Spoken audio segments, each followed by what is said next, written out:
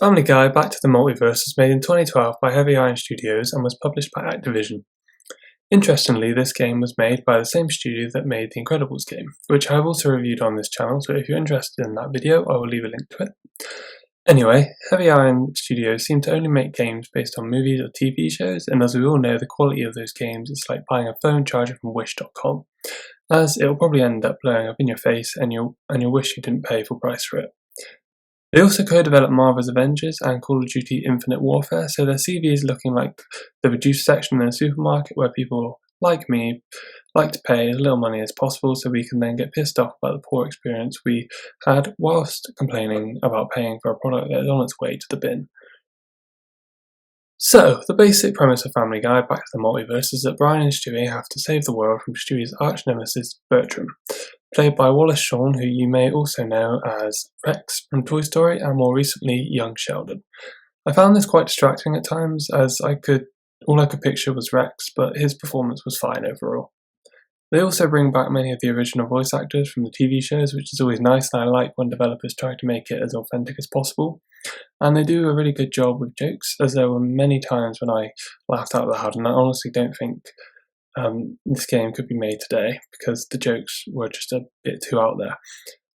So, Bertram is planning to destroy the world by travelling through different dimensions so he can create an army.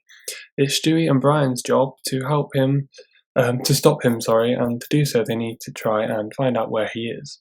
This plot allows the game to be set in different locations and allows for a unique feel to every mission, with later missions being more wacky than the last. For example, you go from a quiet neighbourhood fighting jocks and helping nerds plan a party, to fighting Santa Claus in his own factory.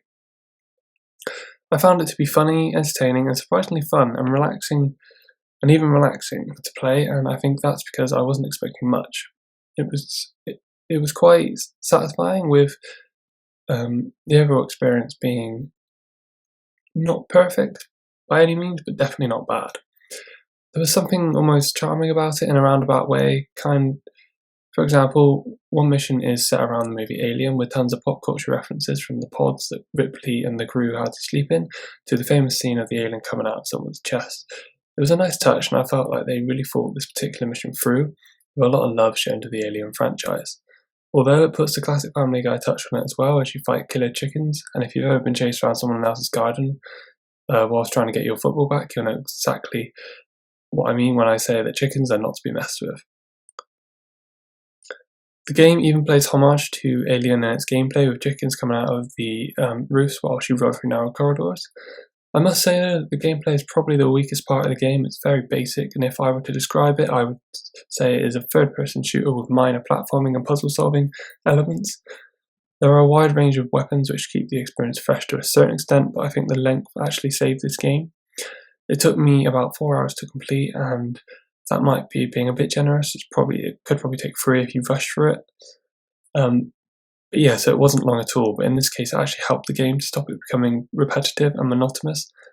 They even give the illusion of creating different gameplay styles, with a mission where you basically have to assassinate Mayor McCheese, and they're clearly trying to recreate the Kennedy assassination. But anyway, they basically give you this silencer to use, and they say you're not allowed to be spotted, but when I attempted to do this, I found straight away after shooting someone that it didn't really make sense, as basically it doesn't matter where you shot them from, but they could see you, and if you didn't kill them before they started shouting, then it would also go in back to like the third-person action game, so you couldn't actually do this mission in stealth mode, which was weird because it's what it said it was going to be.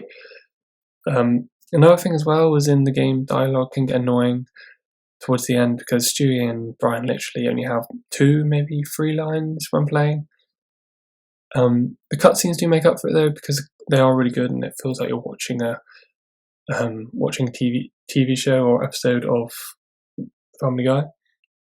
In conclusion, I had a really good time with this game. It's funny, it's well thought out, and it made the game feel... In conclusion, I had a really good time with this game. It's funny, well thought out cutscenes, which made the game feel like I was watching an episode, and good level designs in the latter half of the game, with fun callbacks to famous movies and also famous moments in the show. Yes, the gameplay is very basic, and I think it needs more time, but I would recommend it to anyone who wants a relaxing time, or just wants to laugh. or even anyone who is a fan of the show. Would I have paid full price for it? Probably not, but I don't think I would have been too annoyed if I did.